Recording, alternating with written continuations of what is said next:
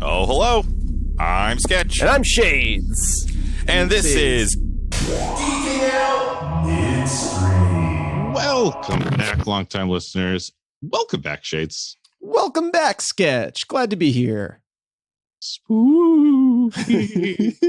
Spooky. Did you have a spooky All Hallows Eve? I did. And boy, it feels a lifetime ago at this point, doesn't it? Right? Not to mention that here in the Northeast, the weather's really changed. So like Halloween was downright balmy, and now it's like winter's coming. Not to sound like two angry old men shouting at clouds, but it snowed on the 30th. It was balmy on the 31st, and every other day now seems to be back and forth between winter and spring. That's that classic New England weather pattern of anything. Anything goes. Anything is possible. Yep.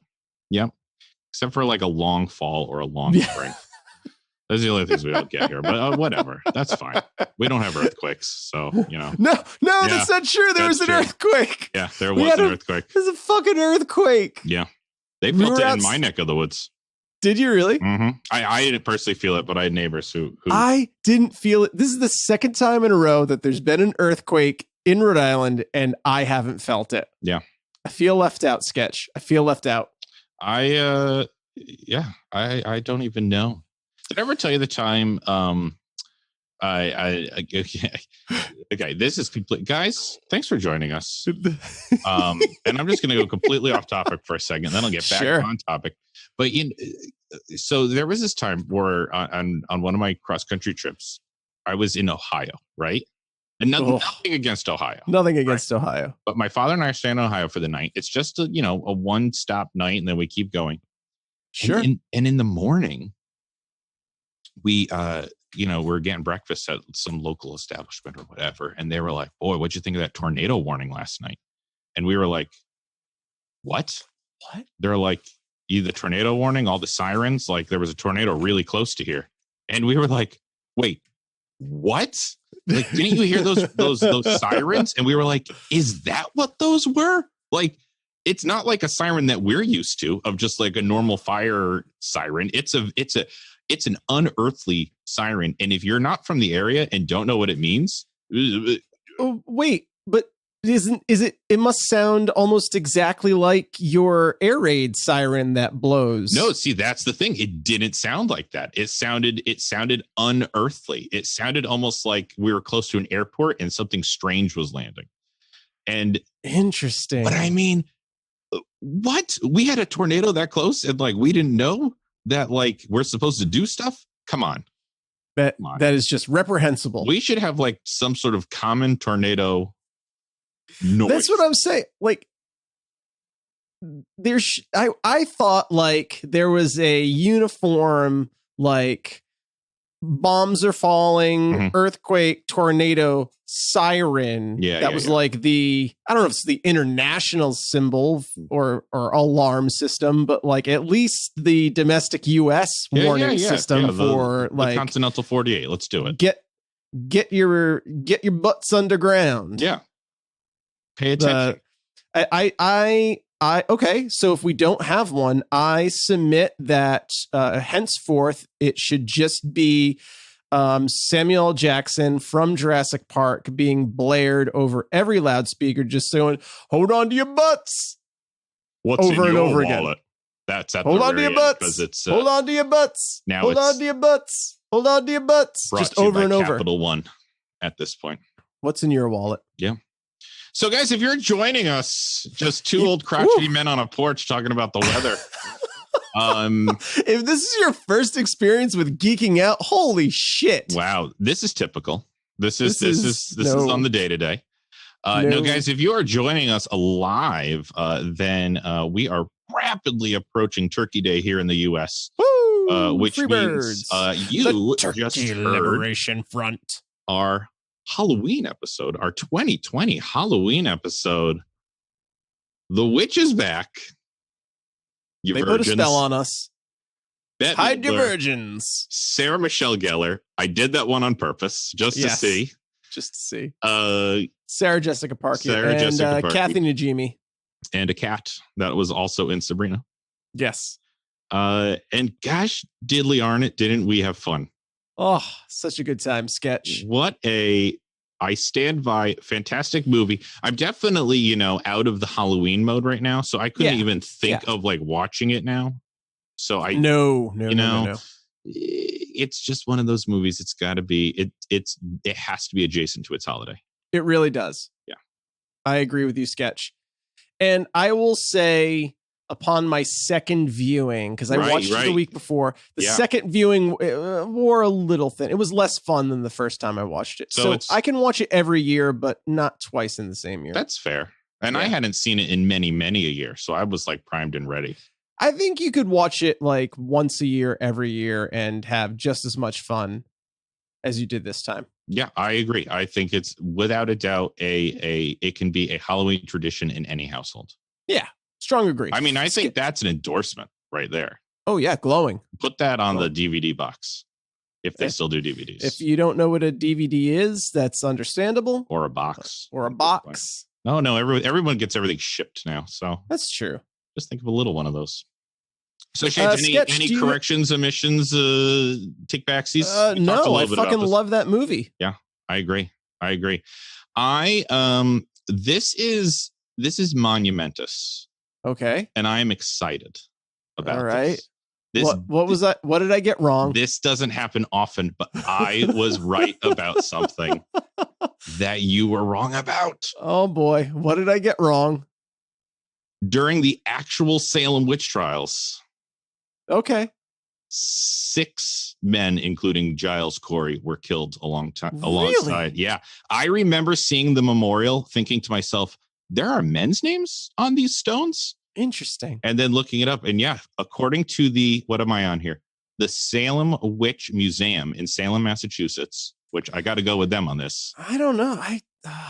It said it's a common misconception that only women were accused and executed for witchcraft.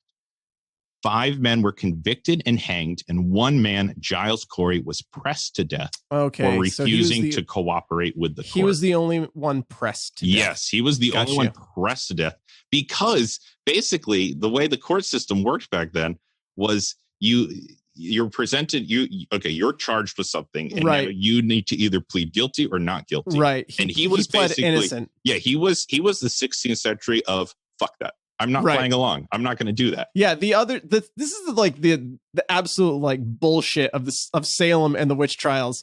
Like, you confessed, and you didn't get leniency was being hanged.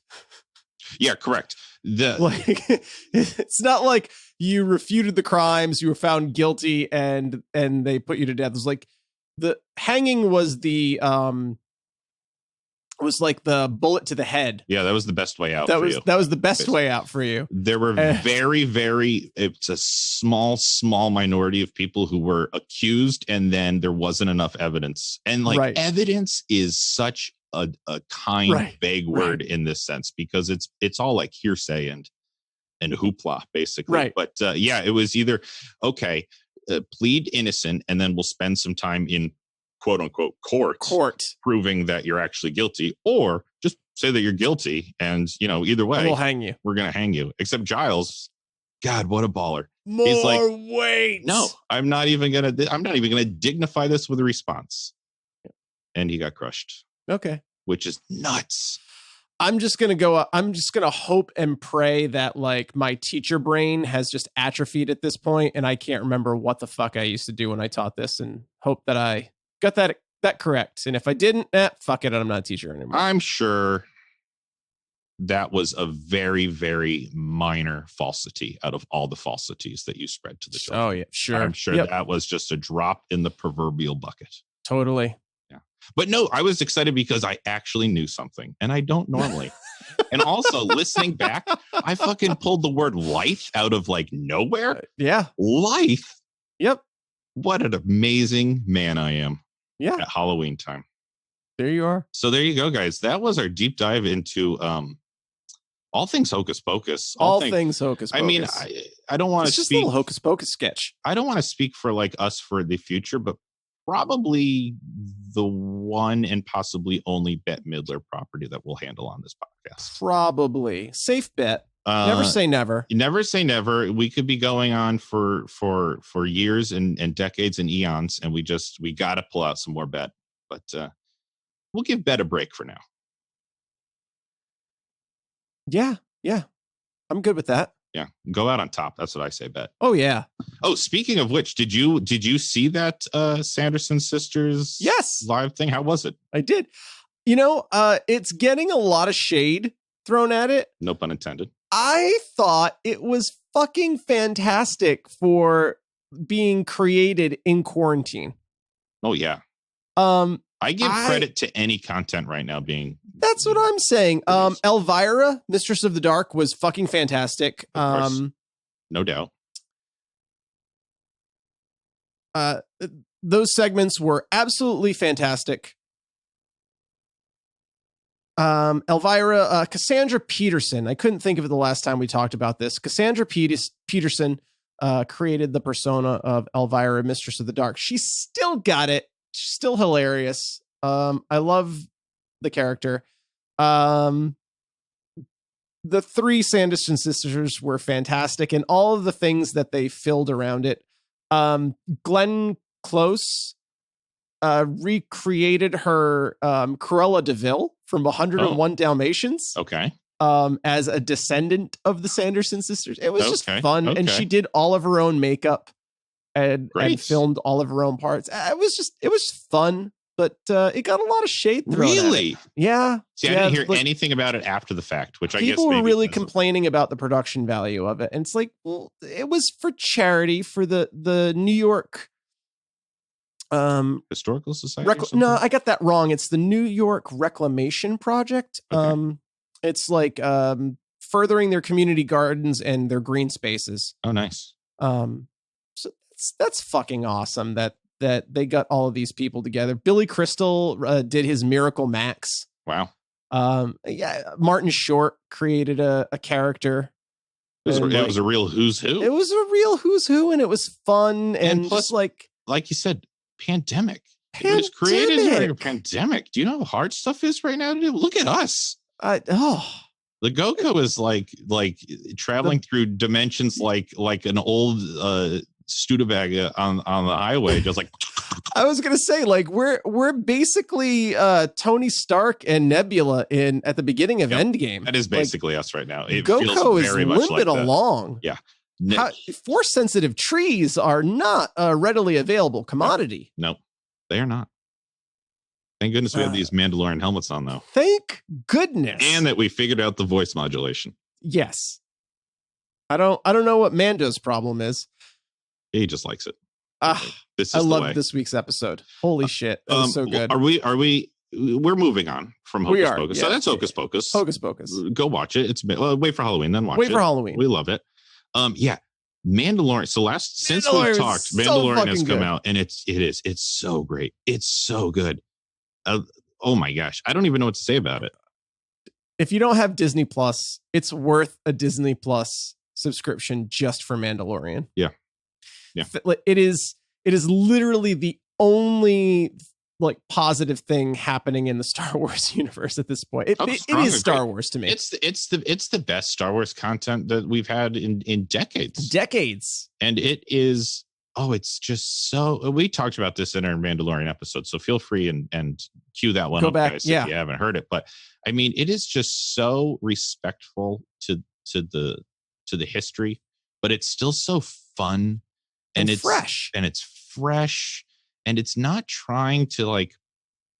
I mean, mark my words here. Maybe I'll be eating these, but I mean, it's not trying to tie together every goddamn thing in the universe and making it's doing a pretty good job. Small, but like it's tying together like enough little things where that you're like, ooh, yeah, no, this completely makes sense why these characters would show up or why this person is here or why that droid is there. Like those things they're not like shoving like, like. Oh, look, and at the final battle, everyone shows up, including, like this the Naboo starfighters from episode 1. Isn't that fun? Look, it's a safe assumption that C-3PO and R2-D2 are not going to show up in this series. It's not that. Yeah. You know what I mean? It's not like well, somehow those two droids have to be there because they've been in everything. No, they're not going to be in everything. What was the first one? Solo. Solo didn't have them, right? Solo kept them out. Did not have either of those. Yeah, that was droids. our first thing, and I'm glad they did that because now it's the pressure's off. It feels okay. Yeah. Like, how the fuck are we going to get R2 and 3PO in there? Yeah. Yeah, you don't have to. It's fine. We're happy. You know what I saw recently?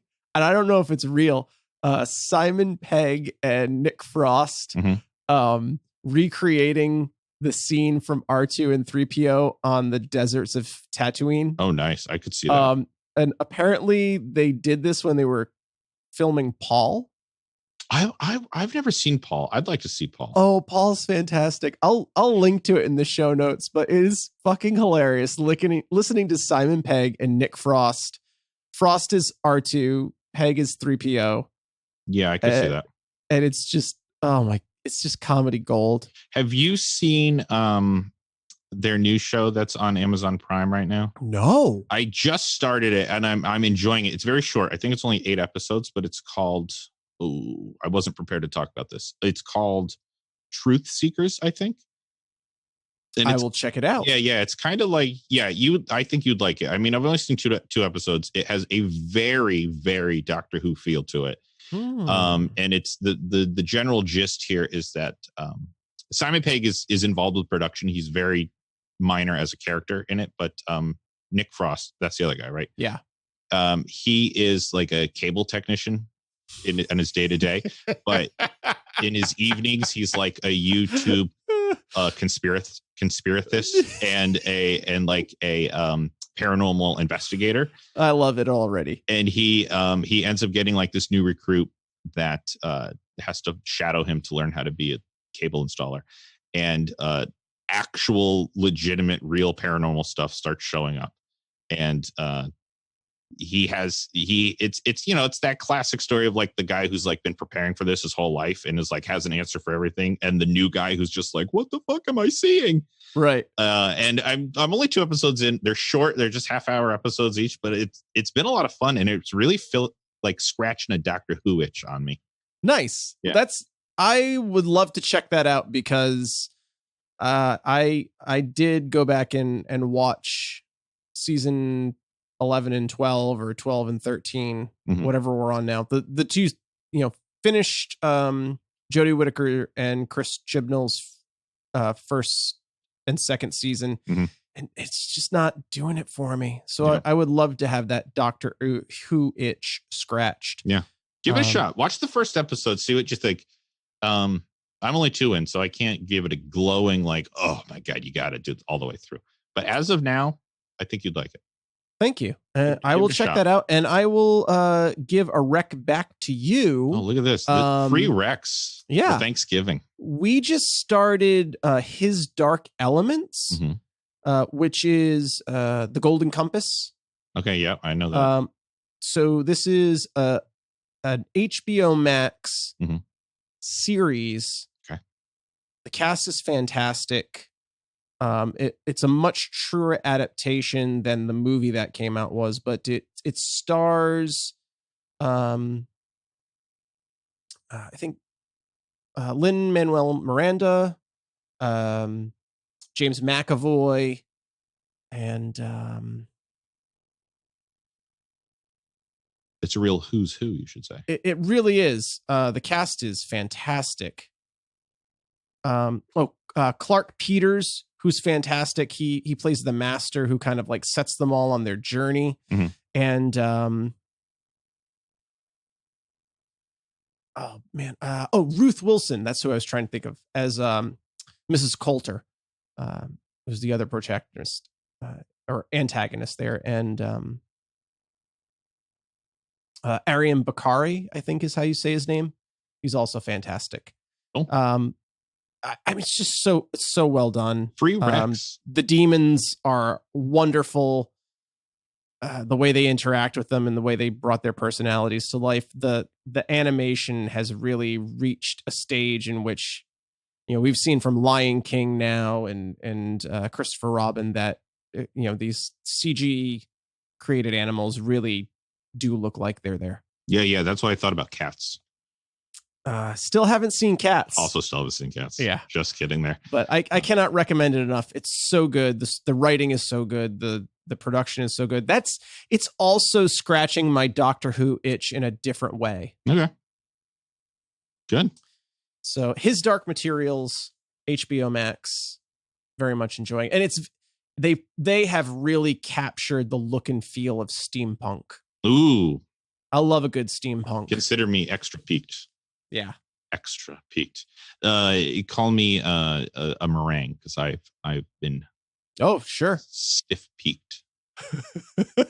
That's it, guys. Get your mind out of the gutter because that's a cooking reference. Term. Okay, stiff peaked. Get it? Some of you guys got it. Some of us. Look at that extra recommendations. Yeah, must be kind of a slow news week. Sure, it is month. Kind of. I only have four pieces for you here. Sketch. Right. Do you have any news? I'll give you my first one. I'm very excited. Batman Soul of the Dragon, which is a Bruce Timm animated feature that brings Batman back to the 1970s and sits him in the middle of like a Hong Kong kung fu action story. Sure. It's very like Bruce Lee inspired. It looks fantastic. And I am very excited to partake, to see it. Yeah, to partake. All right. Well, hey, they got tough shoes to fill with Batman Ninja, but we'll see. Well, I mean, this is the return of Bruce Timm, Batman the Animated Series. I'm just joshing you. And it looks fantastic. Very good. Very excited for that to drop. Now, is that stuff now going to come out like on HBO Max? I don't know what's happening. What the hell's going on out there? Warner Brothers and DC. I mean, here's how I'm looking at it, Sketch. Anything I want to watch DC related, I'm just going to watch it on Amazon.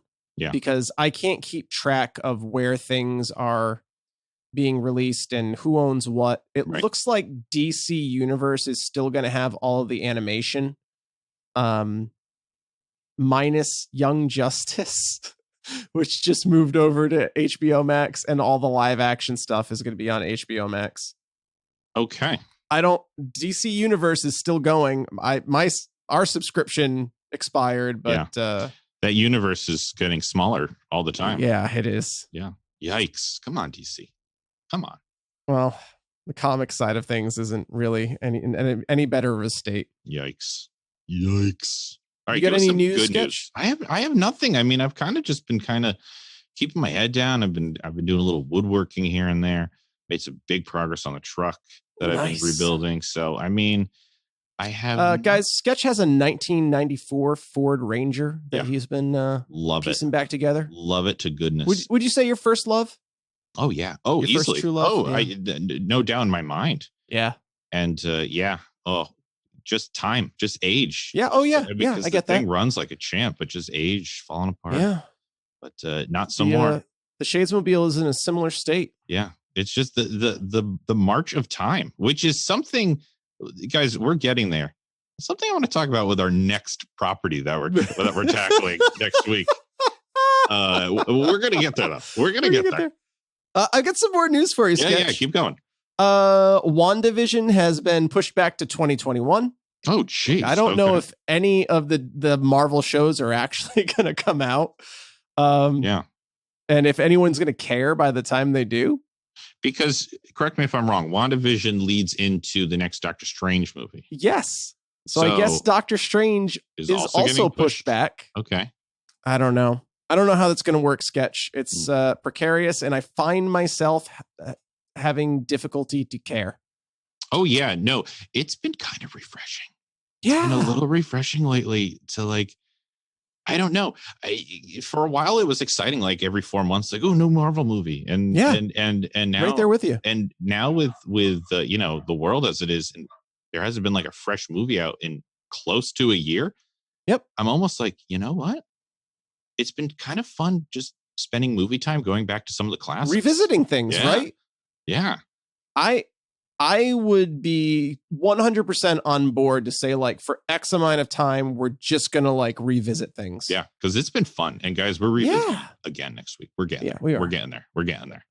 Here's a good one, Sketch, for our Hanna-Barbera friends. Yeah. A live-action Tom and Jerry movie starring Chloe Grace Moretz. Who is Chloe Hit Grace? Girl? Oh! Yeah. So there's live action with Tom the animated. And Jerry. Okay, I got you. It's going to look kind of like Who Framed Roger Rabbit. Sure, I got you. That vein of things. Yeah. Like a Space Jam type thing. Yeah. But from all accounts, it's fucking fantastic. Because sometimes, like, you know, the talent just shows up and, like, reads their line and they read the script the day before. Oh, sure, yeah. But as they're getting their, like, you know, celebrity cameo people to come in and film their parts, all reports is like Chloe Grace Moretz is just like living, eating, and breathing this script. And people who have been on set are saying like amazing things about it. Excellent. Yeah. Are you a Tom and Jerry fan? Oh yeah. I mean, am I like a super ultra mega fan? No. Did I grow up watching a whole lot of it? Yes. Oh yeah. And that's what I was going to say. I mean, Tom and Jerry is almost a whole different level, right? Of exposure. Like how many people were exposed to Tom and Jerry growing up, as opposed to like a niche audience, who right? Yeah. Really watched, you know, like, oh, do you remember Battletoads? I played Battletoads. I played Battletoads. I played Battletoads. Fucking love too. Battletoads. This isn't the Battletoads episode though. This is not the Battletoads episode. But yeah, well, that's good. That not only to hear that it's going so well, but just to hear that something is going well. Nice. But it is pushed back to 2021. Of course. I mean, at this point, everything's pushed back to 2021. Yeah. What are you going to do? Yeah. It's just it's the year that wasn't, but it was other things, and that's fine. Okay, I got two more things for you. I'll get one kind of bonkers, and then one will end on a high note. Okay, yeah, let's end on the high note. What's the bonkers? Okay. So last midstream we talked about DC Comics Future State, in which they're pulling an Old Man Logan and jumping ahead like 20 years into the future, right? To like all. You know, we don't know what happened, but we're going to meet all these characters and see that like what happened. Yep. And so there's a new Batman, a new Superman, a new Wonder Woman. And it was announced within the last couple of days, I think. When was this? Oh, okay. November 17th. Today's November 17th. Today it was announced. It was announced today, guys. DC Future State is going to run from January through February, and then they're going to go back to mainline story that they're telling right now. And most likely what will happen is something will happen and that future will be averted and none of this will have mattered, blah, blah, blah, blah, blah, except the Wonder Woman Future State that's being written by Jolie Jones and follows the new Wonder Woman, Yara Flor, who is the daughter of an Amazonian warrior and a Brazilian water god. This is the new Wonder Woman. So Wonder Woman is not Diana Prince, the Wonder Woman we've always known. A new Wonder Woman, Yara Flor, bears the mantle. They have already announced that the CW will be creating a live action series called Wonder Girl, following a young Yara Flor, who we know grows up to become Wonder Woman. Maybe, probably not, but in Future State does. Okay. Nice and simple. It just flows. And they're also going to have, when Future State ends, they're going to have a Wonder Girl comic following a young Yara Flor as Wonder Girl. Okay. So, longtime listeners, if you're a fan of DC Comic, you know that there have been this will be the fourth Wonder Girl, I think. Third. This will be the third Wonder Girl. Okay. So we've got Titans, which follows the original Wonder Girl, Donna Troy. Donna Troy, yep. It's the one I know. And then we have Titans comic, or Young Justice comic, who follows Cassie Sandsmark, who is... I know her too. She is our Wonder Girl, let's say. Like, when we were reading comics, when we were adolescent, Donna had become a different character, Troya. Then she was dead. There was a new Wonder, Cassie Sandsmark. And so now we're going to get Yara Flor. And they're giving her a live action series. And I just cannot see the logic in a series for a character who has not yet premiered. Yeah. That just seems mind-blowing to me. And I understand. I kind of feel like old man yelling at the clouds. Yeah, we're back to that. However, I checked that idea against Elise. And she was like, and she said, no, I think there's some merit there, because if you want to bring diversity into your comics, create a new fucking character. Wonder Woman exists. We don't need a new Wonder Woman for this person to live in the shadow of. And there's already 2 other Wonder Girls. Let's give Yara Flor her own identity. And then... Yeah, I'm picking up what you're putting down. And then also, if there's this quest for diversity and telling stories, where's the Static Shock series? Where's the Mia Dearden story? Mia Dearden was the new Speedy in comics in the 90s, when Roy Harper became a drug addict and a villain for a little while. The new Speedy, Mia, she was young, scrappy, and she was HIV positive. Yeah. And that was crazy for an HIV positive character in the 90s to be a hero. Why we don't need to get, it's a little too real world in our fake worlds, but where's that story on screen? That's still such a pariah in media, and to tell that story. Where's the X-Men were an allegory for LGBTQI characters. There's so much diversity in comics when we talk about bringing awareness and shining a spotlight. Fans who have been reading, you and I have been reading this shit for 30 years almost. Yeah. That's mind-boggling. I know. It's mind-boggling. And they're where's the reward for not, you and I have been shouting at the clouds for a Nightwing series for a long time. Yes, we have been. We kind of got it. We kind of got one, yeah.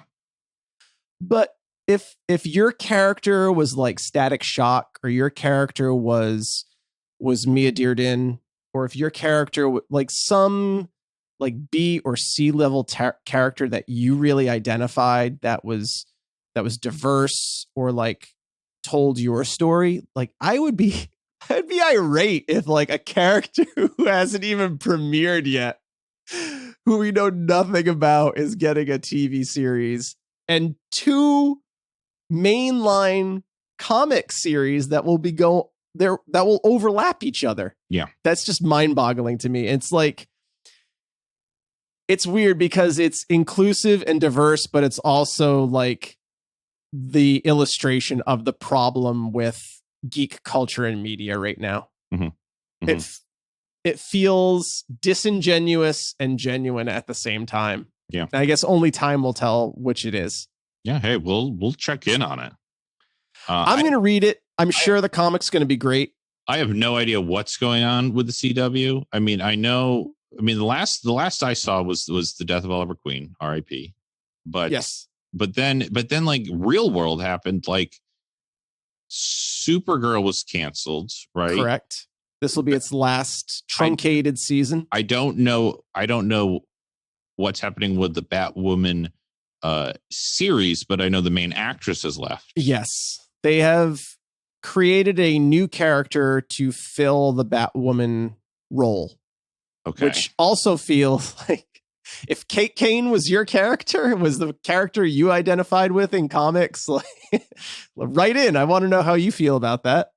Arrow ended. Flash is still going. Nothing's going to stop the Flash. Nothing stops the Flash. Nothing. And then is Legends still going on? This is Legends last season. All right. So we're at a real yeah. So the writing on the wall is they need like a new, we're going to be crossover buddies. Yeah. And it looks like Stargirl, which is moving to the CW, and Wonder Girl will be the new crossover buddies. Okay. Interesting. I just, they're, Stargirl has enough buddies on that show already. Yeah, I got to pick up Stargirl. I watched the first 2 episodes and I really liked it. It was fucking fantastic sketch. Yeah. I loved it. I am not the target demographic for that show by any stretch, but wow, what a great show! Like weaving in Bronze Age, Silver Age, Bronze Age, whatever age we're in now. I don't know what they call it, but it's just really well crafted. And even though I'm not I'm not the target demographic, I loved it. There's a lot of things I believe that we love that we're not exactly the target demographic for. That's fair. I do think we're like a secret, untalked about target demographic. We're Oregonians. That's it. We're Oregonians. We're that middle micro generation. Yeah. There you go. That's us. Shouting out the clads. We were prepared for a world that didn't exist by the time we came of age to inhabit it. Yep. Hooray! We're winning. But we are talking about cartoons on the internet. So we are. There's one in our win column. Okay, so I'll give you the last piece of good news. Good news. Let's hear our good non-bonkers. The Uncharted movie is finally moving forward. Whoa! With Tom Holland and Mark Wahlberg. The only kind of like weird hiccup is Mark Wahlberg is playing Sully, which just seems dumb to me. Mm-hmm.